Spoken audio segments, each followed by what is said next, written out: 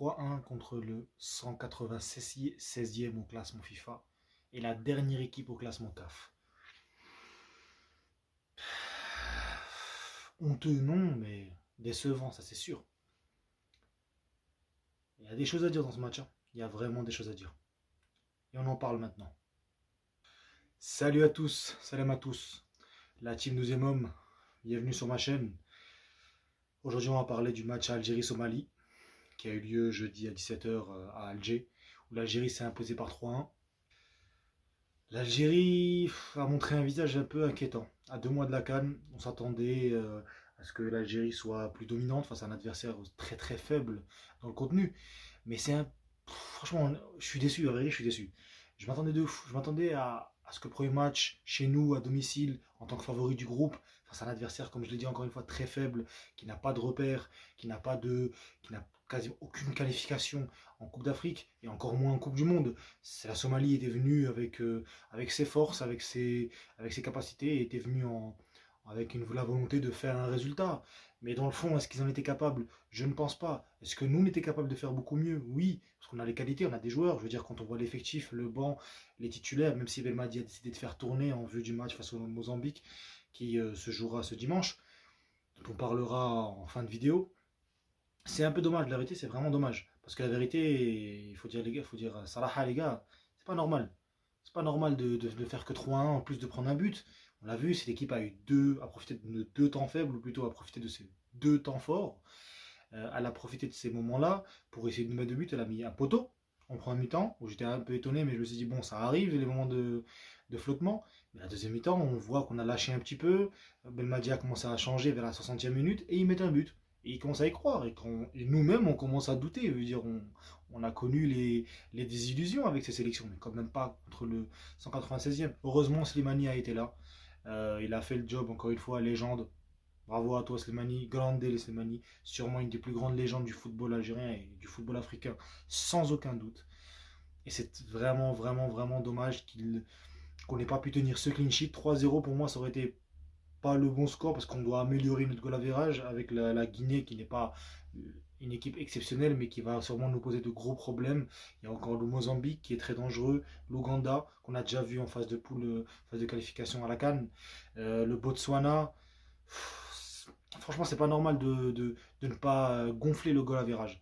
Maintenant, si on parle football, on a vu Belmadi qui a tenté un 4-2-3-1 avec Gouiri sur le côté gauche, Shaibi en 10, en double pivot Zerouki Awar. Ça a été intéressant en premier mi-temps, on n'a pas vu beaucoup de maîtrise, mais on a vu quelques phases de jeu. On a vu un Zerouki beaucoup mieux en sentinelle, vraiment en tant que point de repère pour la défense et pour l'attaque. Il était vraiment plus offensif et je trouve que depuis son transfert au Feyenoord, Zerouki a pris une plus grande capacité, plus grande confiance dans son jeu et il tente plus des transversales, il fluidifie le jeu. C'est pas encore exceptionnel, attention, on n'est pas sur Ben Taleb, on n'est pas sur un Benacer qui nous manque énormément, ça il faut le dire, mais on est sur un joueur qui est beaucoup plus confiant et ça fait plaisir. Dans la globalité, c'était un match intéressant, avec intéressant dans le sens où je dis où j'ai vu quelques joueurs intéressants, c'est plutôt les joueurs qui sont intéressants parce que dans le contenu c'était assez faible, une équipe bloc bas, une équipe comme nous, on n'arrive pas à construire, franchement on n'arrive pas à construire. Les équipes qui sont en bloc bas, c'est pourtant, Belmadi il le dit, ça je comprends pas pourquoi il ne fait pas peut-être pas assez de travail là-dessus, il le dit et pourtant l'effectif n'arrive pas à construire, n'arrive pas à passer outre ces blocs bas, alors que pourtant on sait pertinemment depuis des lustres, on sait qu'en Afrique on n'aura droit qu'à ça, que ce soit en CAN, que ce soit en qualification, qui est la Coupe du Monde ou Coupe d'Afrique, qui est le plus grand contingent des matchs, on aura tout le temps ça. Et pourtant on galère, on bégaye, ça contre un adversaire aussi faible, quand l'adversité sera plus physique, sera meilleure dans des terrains qui sont d'ailleurs catastrophiques, le stade Baraki, hein. Mais bon ça c'est le débat, la pelouse je veux dire, mais bon c'est notre débat. Quand on sera par exemple au Mozambique, 14h dimanche, ça va être compliqué. J'attends de voir ce match-là. Parce que c'est dans le mental que ça va jouer. Et on va voir si Belmadi qui est limite de plus en plus dans ses conférences de presse et dans ses analyses d'après-match. Bon, personnellement, je suis plus content du résultat. Je me dis on a 3 points. Moi, en vérité, si on nous fait des matchs comme ça et qu'à la fin on va en Coupe du Monde après la désillusion, alhamdoulilah, moi je dis rien du tout. Je vais pas vous mentir, les gars, je vais être honnête avec vous. Je me concentre plus sur le contenu. L'important pour moi, c'est le résultat. On a eu les 3 points, tant mieux. Et maintenant, on va passer un truc quelque chose de plus intéressant, on aura plus de choses à dire, c'est-à-dire les top et flop, et après le match, on évoquera le match face au Mozambique. Donc, dans les tops et dans les flops, je mettrai en top, déjà pour moi, je trouve que Slimani était top, encore une fois. Il rentre, il marque son but, il montre son leadership. On n'a toujours pas de buteur, et j'ai envie de vous dire, c'est peut-être le seul joueur qui mérite de jouer attaquant de pointe.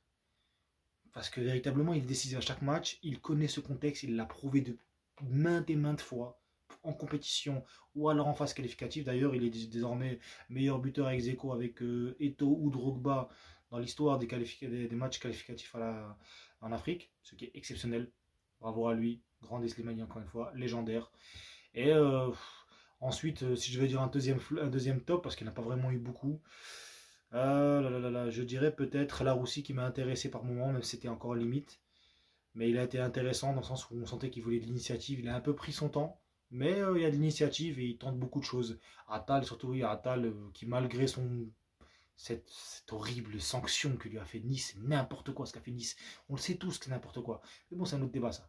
On va pas rentrer là-dedans. Peut-être qu'un jour, on en parlera si le sujet s'aggrave. Mais bon, je pense que voilà, maintenant il jouera avec nous, c'est tout ce qui importe. Tant qu'il est là pour la CAN, parce qu'il l'a prouvé, sur côté droit, il est intouchable.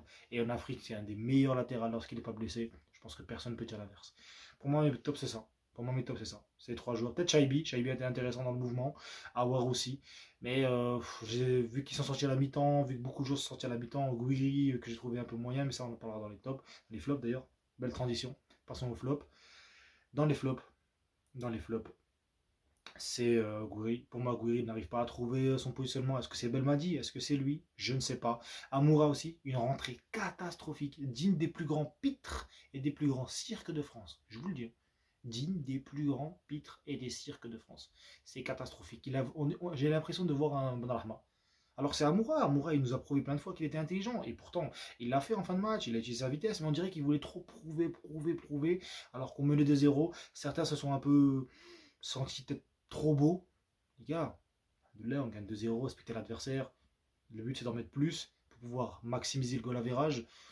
On n'a pas à s'inquiéter de la Somalie. Prenons notre temps. Cherchons à gagner les matchs. Bon, je sais qu'ils n'écouteront pas la vidéo. Mais bon, je le dis comme ça. Peut-être qu'un jour, dans 10 ans, Inch'Allah. Mais bon, c'est vraiment dommage. C'est vraiment dommage parce que Amoura avait l'occasion de confirmer une fois de plus qu'il est fait pour moi pour être ailier gauche et pas buteur. Il est très mobile. Il a été intéressant, il a provoqué des choses. Hein. Avec son duo avec Slimani, il a l'air intéressant. Mais bon. Ensuite, en flop, en autre flop, pour moi c'est Mendy. Et Tougaï, certains diront Tougaï. Moi, je trouve que Tougaï était intéressant dans sa couverture. Il interceptait bien les ballons. Le ballon au pied, c'était limite. Mais pour moi, Mendy a été plus grand. Mendy, on voit de plus en plus que balle au pied, c'est compliqué. Défensivement, même s'il arrive à intercepter des ballons, c'est compliqué. Sur le but, c'est lui. Il ne saute pas, il n'anticipe pas le ballon qui rebondit. Donc après, on se fait avoir. Et la balle, le joueur réussit à la dévier, à la reprendre sur le centre fuyant. Et on se prend en poteau. Et le joueur, forcément, il est tout seul. But, ni Mandrea ne peut rien faire. Bien sûr, le joueur, peut-être, on aurait dû couvrir. Mais c'est un peu dommage. Et c'est pour moi Mendy qui est fautif sur ce match-là. Et pour moi, c'est le plus gros flop du match. C'est Mendy. Il doit se reprendre. Il doit montrer qu'il est titulaire. Pour moi, il ne doit pas être titulaire. Hein. Il y a Belhaïd pour moi qui doit plus jouer. Pour moi, ça doit être Ben Sebaini Tougaï parce qu'on n'a que ça. On n'a pas non plus des choix énormes. Mais Ben Sebaini Tougaï, ça doit être titulaire. Même si Tougaï est pied gauche, et gaucher, je veux dire. Et Ben Sebaini aussi. Donc peut-être que Belmadi veut jouer avec des joueurs de différents pieds dans l'axe. C'est son choix. Pour moi, Mendy sera là, sera titulaire, malheureusement. On le voit petit à petit, de plus en plus. Hein. Mais pour moi, après la CAN 2024, Mendy ne doit plus être titulaire en centrale, voire même de passer et être relégué sur le banc. Et c'est ainsi parce que c'est pour le bien de la sélection à l'avenir. Bon, on devra évoquer maintenant le match qui va venir face au Mozambique. Comme j'ai dit, c'est dimanche. On a eu que très peu de temps, je crois 3 jours. Belmadi c'était plein d'ailleurs du calendrier, de l'agencement du calendrier qu'a fait la CAF. Mais honnêtement, on va pas se mentir. On va pas se mentir. Franchement, honnêtement. Ce match du Mozambique, si on prend ce match-là, le Mozambique, on doit gagner, mais ça va être très compliqué. Regardez ce qu'ils ont fait dernièrement. Ils ont été intéressants contre le Sénégal, notamment au retour. Ils se sont qualifiés en CAN. Je crois que ça fait longtemps qu'ils ne sont pas allés. Un petit moment quand même. On va jouer chez eux, sûrement dans une forte chaleur, peut-être. De ce que je vois à Maputo en général, c'est pas la période la plus chaude de l'année, mais quand même, ça va être compliqué. On a peu de temps de repos. Les joueurs sont partis directement après le match d'ailleurs, donc à vol très tard le soir après le match. Franchement, la vérité, je sais pas. Moi, on joue face à une équipe intéressante, avec beaucoup de jeux, avec beaucoup de jus. J'ai vu le match face au Bénin qu'ils ont fait pour se qualifier à la Coupe d'Afrique. C'est une équipe qui joue en transition. Ils ont un bon buteur, ils ont un bon numéro 10, un joueur assez vif, sûrement leur star, comme chaque équipe en a un de toute façon. Et, je m'attends à ce qu'on ait à ce qu'on ait un match plutôt haché comme celui-ci, parce que ça va être, je pense qu'eux, ils vont tout faire pour nous empêcher de jouer. Je ne sais pas si le terrain et si la pelouse sera, on va dire, dans les bonnes dispositions. Mais bon, est-ce qu'on est vraiment légitime vu ce qu'on a vu à Alger? Je pense pas honnêtement. Donc, à voir. Honnêtement, moi j'espère qu'on gagnera ce match, qu'on empochera les 3 points. C'est le principal, peu importe le contenu. D'abord, les gars, la vérité, je vous dis pour ceux qui regardent la vidéo, laissez tomber le contenu, ça sert plus à rien. Aujourd'hui, l'Algérie, le but aujourd'hui, c'est de chercher la victoire. Peu importe le contenu, parce que le contenu en Afrique, c'est nécessaire, mais avec Belmadi, lui, il ne s'intéresse pas au contenu. On le voit bien qu'il n'en a rien à foutre du contenu, il s'en bat les couilles. Excusez-moi du terme, il s'en bat les. Voilà. Il s'en bat les couilles, il s'en fout du contenu. Il n'en a rien à foutre. Il n'en a rien à cirer. Ça ne sert à rien de parler de contenu maintenant. Le but maintenant, ça va être d'aller là-bas, chercher 3 points et de faire la même chose à domicile. Peu importe le contenu. Bien sûr, avec le temps, je pense que les joueurs ne sont pas non plus stupides. Il y a des automatismes qui vont naître quand le 11 type va se créer. La canne va être un moment clé pour voir si l'effectif est bien choisi, parce qu'il ne faut pas s'attendre non plus à de grands résultats. Je pense que l'équipe aura, si Inch'Allah, si tout se passe bien, si Dieu le veut, on ira peut-être en huitième. Enfin, peut-être en huitième, on doit aller en huitième, et peut-être en quart, si tout va bien, parce qu'à ce moment-là, ça va devenir compliqué. On affrontera des équipes avec plus d'automatisme. Mais pour revenir au match de la Mozambique, c'est un match où pour moi, on va devoir confirmer, prendre les 6 points pour pouvoir jouer la CAN tranquillement en se disant qu'on a 6 points. Peu importe les résultats de la Guinée, on se dira qu'on a 6 points et qu'on a battu la deuxième grosse équipe du groupe, parce que si grosse équipe il y a, mais le Mozambique va être une équipe compliquée à jouer. C'est une équipe qui a fait des beaux résultats par le passé, comme je l'ai dit dernièrement. Ils vont vouloir montrer, ils ont pris 3 points, eux aussi, hein, ils vont vouloir taper les 6 points, et tout est possible vu notre contenu. Je pense qu'on ne leur a pas non plus fait peur vu le match qui est passé. Donc c'est à voir ce qu'on va montrer, à voir ce qu'on pourra faire. Mais j'ai hâte, on en parlera d'ailleurs. Encore une fois, j'essaierai de faire la vidéo beaucoup plus tôt qu'aujourd'hui, parce que là on a comme 2 jours de retard, voire même 3. Donc voilà, merci à vous de m'avoir écouté. Je vais essayer d'améliorer le contenu parce que là j'ai pas encore de micro. Je vais essayer de prendre un micro pour que ma voix soit plus entendable. Et je vais essayer de faire les vidéos avec un rythme plus régulier, que ce soit l'OM et que ce soit l'Algérie. Et, d'autres choses arriveront avec le temps. Donc merci à vous d'avoir écouté. Abonnez-vous, lâchez un like. Dites-moi en commentaire ce que vous avez pensé du match. Quels sont vos top et flops. Que pensez-vous de ce qui va arriver? Quel sera le résultat et quelles sont vos attentes pour le match face au Mozambique? Et on en reparlera et je lirai le commentaire. S'il y en a d'ailleurs. Mais bon, on est encore qu'au début de la chaîne. Et on reparlera du match du Mozambique en temps voulu. Merci à tous. Salam alaikum. Peace. Et faut t'abonner, hein. Et tu pars pas avant. Allez. Allez.